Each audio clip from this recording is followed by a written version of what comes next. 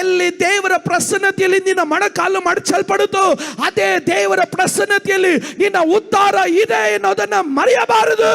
ದೈವ ಪ್ರಸನ್ನತೆಗೆ ಬಂದಾಗ ಅಪ್ಪ ನನಗೆಲ್ಲ ನೀನೇ ಅಪ್ಪ ಎಂದು ಮೊಣಕಾಲೂರಿ ಯಾರ ಕೈಗಳನ್ನು ಮೇಲೆತ್ತಾರೋ, ನಾನು ಒಂದು ಕಾರ್ಯ ಹೇಳ್ತೇನೆ, ಎಷ್ಟು ದೇವರ ಪ್ರಸನ್ನತೆಯಲ್ಲಿ ತಗ್ತಾ ಇರ್ತೀರೋ, ಎಷ್ಟು ಪರಾತ್ಮರನಾದಂಥ ದೇವರನ್ನು ನೀನು ಆಶ್ರಯಿಸ್ತಾ ಇರ್ತೀಯೋ, ಅಷ್ಟು ದೇವರು ನಿನ್ನನ್ನು ಮೇಲೆತ್ತಾನೆ ಇರ್ತಾನೆ.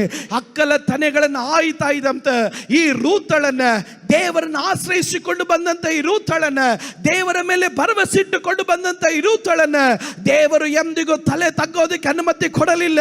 ಆಕೆನ ಅದೇ ಹೊಲದಲ್ಲಿ ದೇವರು ಆಕೆನ ಯಜಮಾನಿಯಾಗಿ ಮಾರ್ಪಡಿಸಿದನು. ಇವತ್ತು ನಾನು ಒಂದು ಕಾರ್ಯ ಹೇಳ್ತೇನೆ, ಪ್ರಾರ್ಥಿಸುವಂತ ನೀನು, ದೇವರನ್ನು ಆಶ್ರಯಿಸುವಂತ ನೀನು, ಆರಾಧಿಸುವಂತ ನೀನು, ದೇವರ ಮುಖವನ್ನು ನೋಡುವಂತ ನೀನು ಎಂದಿಗೂ ಲಜ್ಜೆಗೇಡಾಗಿ ಹೋಗೋದಕ್ಕೆ ದೇವರ ಅನುಮತಿ ಕೊಡೋದಿಲ್ಲ. ಈ ಸಭೆಯಲ್ಲಿ ನಿನಗೊಂದು ವಾಗ್ದಾನ ಇದೆ, ಈ ಸಭೆಯಲ್ಲಿ ನಿನಗೊಂದು ಉದ್ದೇಶ ಇದೆ, ಈ ಸಭೆಯಲ್ಲಿ ನಿನ್ನ ಮೇಲೆ ಒಂದು ಕರೆ ಇದೆ. ಕರ್ತನು ಅದನ್ನು ನೆರವೇರಿಸ್ತಾನೆ. ಅದನ್ನು ಯಾರು ತಡೆದು ನಿಲ್ಲಿಸೋದಕ್ಕೆ ಸಾಧ್ಯ ಇಲ್ಲ. ಅದು ನಂಬೋರಿದ್ರೆ ಯಾರಾದ್ರೂ ಗಟ್ಟಿಯಾಗಿ ಆಮೇಲೆ ಹೇಳಲಿ. ದೇವರನ್ನು ಆಶ್ರಯಿಸಿಕೊಂಡು ಬಂದಂಥ ನಿನ್ನ ಮಾರ್ಗ ಎಂದಿಗೂ ಲಜ್ಜೆಗೇಡಾಗಿ ಹೋಗೋದಕ್ಕೆ ನನ್ನ ದೇವರ ಅನುಮತಿ ಕೊಡೋದಿಲ್ಲ. ಕರ್ತನನ್ನು ಆಶ್ರಯಿಸ್ರಿ, ಕರ್ತನ ರೆಕ್ಕೆಗಳನ್ನು ಆಶ್ರಯಿಸ್ರಿ. ದೇವರು ನಿನಗೆ ಕೊಡೋದೆಲ್ಲ ಉತ್ತಮವಾಗಿರುತ್ತೆ.